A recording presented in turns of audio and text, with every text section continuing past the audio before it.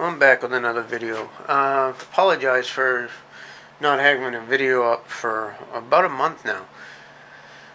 The weather had been cold and snowy and terrible out there, and actually I got a couple cracks in my Ford truck body due to the cold, and so where it was peeling, the paint was starting to flake off. I thought I would attempt to clear it off and maybe repaint it or do something with it.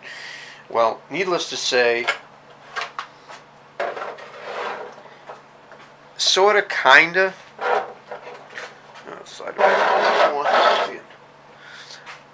Kinda got it, but yet there's flakes and there's little spots and stuff that I can't quite get, and it clouded a little bit.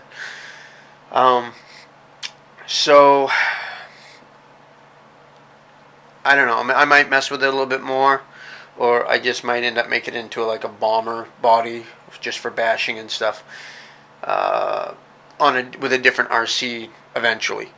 The Barrage really isn't a basher per se because stuff on it breaks a whole lot, and I want to keep the Barrage more for a trail runner. So with that said, obviously no more Ford body, or I should say Ford truck body. So needless to say, let's I'll roll out what I've been working on.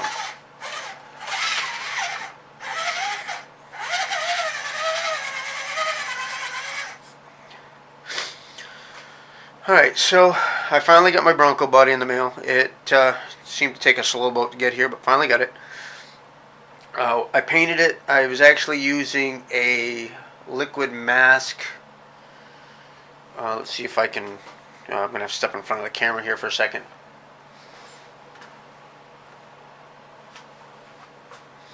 But I got this stuff here. See if I can... stuff down here. Yeah, let's see if I can get it to focus. Come on, focus. Oh wait. It's a liquid masking film. So I saw it. I thought I'd try it. I figured it'd be an easier way to do around the windows, separate the paint from the top to the bodies for the two style different colors.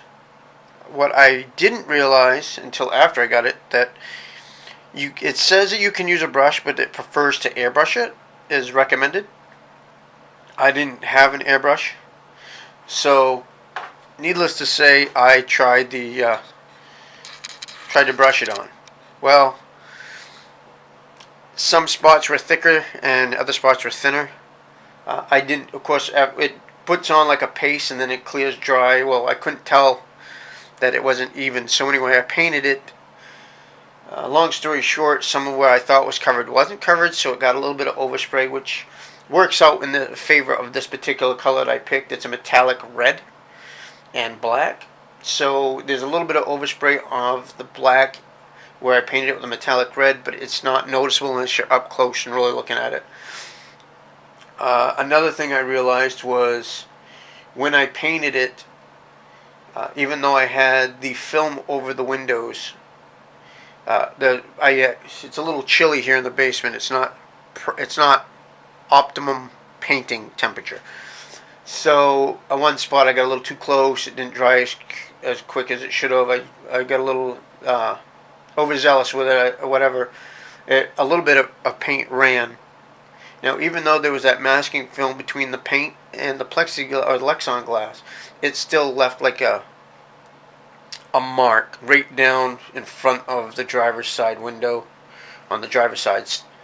Now, I eventually want to do first-person views with a camera inside, so that was not going to work. So I ended up. That's why you'll notice that I cut the windshield out.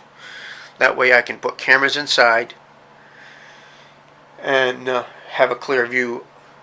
And I'm really prepared with this. Let me readjust the camera here a little bit and show you what I eventually want to put in for a camera.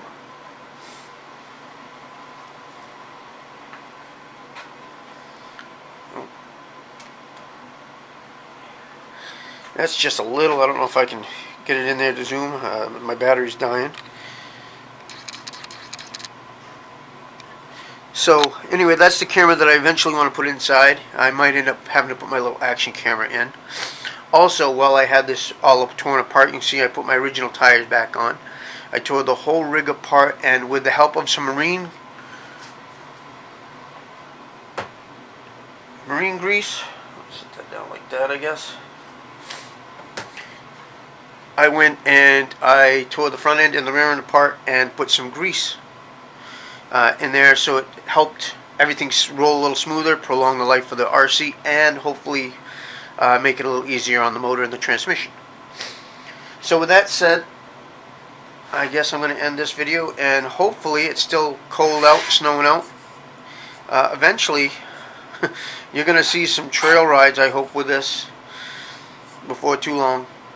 I'm still working on how to mount the camera inside. Like I said, I might end up having to put my my action camera in there that's waterproof, casing and whatnot, whereas this little small one is not waterproof. But I'll make another video on that particular camera, and it's a pretty neat little camera. That's got to be a true FPV. I also bought a small servo functioning steering wheel. I got it off eBay. I can't remember the guy's name. I'll also make another video about that in the next couple of days. Alright, see you on the trails.